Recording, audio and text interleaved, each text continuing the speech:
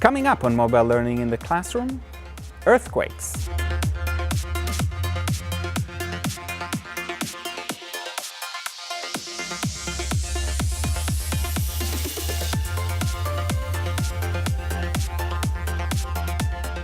Hi, my name is Trainin, and this is Mobile Learning in the Classroom from TechEdge, and today I'm talking about earthquakes and ways to learn about earthquakes. And the first place I want to do is I want to go to IRIS, which is the Incorporated Research Institutions for Seismology, and they have lots of resources for the teachers, including experiments you can do, information, maps, and simulators. And simulators are great because you can see what happens underground and overground as a way to teach about earthquakes. And so those are great, but the first thing I want to show you is the seismic monitor. This is a monitor of the earthquakes that are happening right now and over the last few weeks and even years. So one of the things you can see immediately is there are ongoing things. The red ones are ones that happened today, so you can actually click on them. They are clickable and they will tell you exactly where they are and what's going on. So that's one way to get some information. The other thing is for kids to see that those are going along the seismic lines and they are actually not random, and so kids can start seeing why they are experiencing them.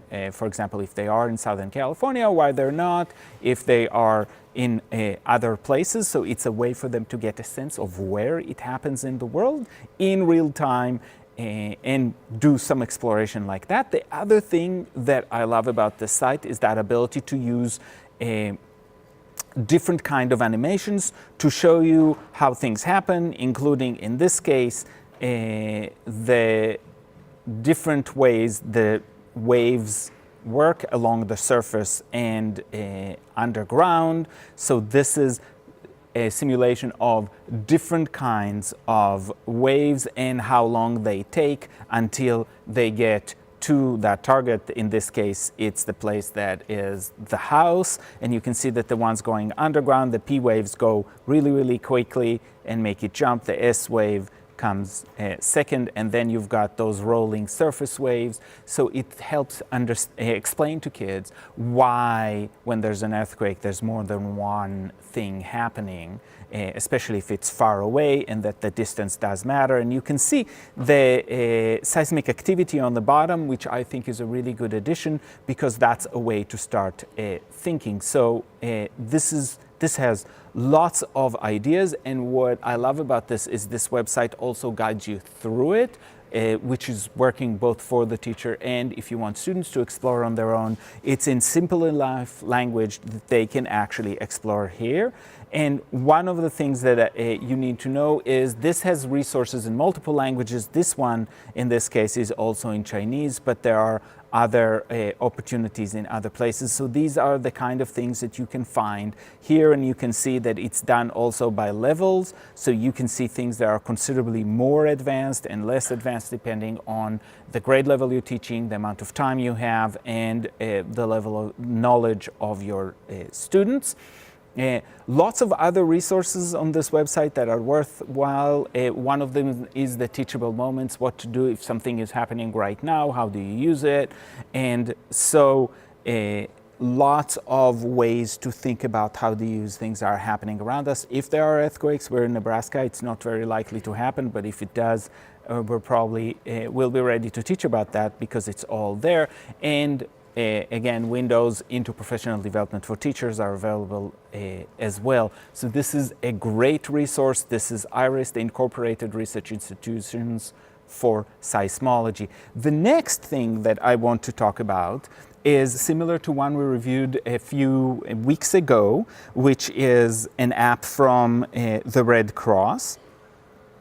And it allows you to get some access to information about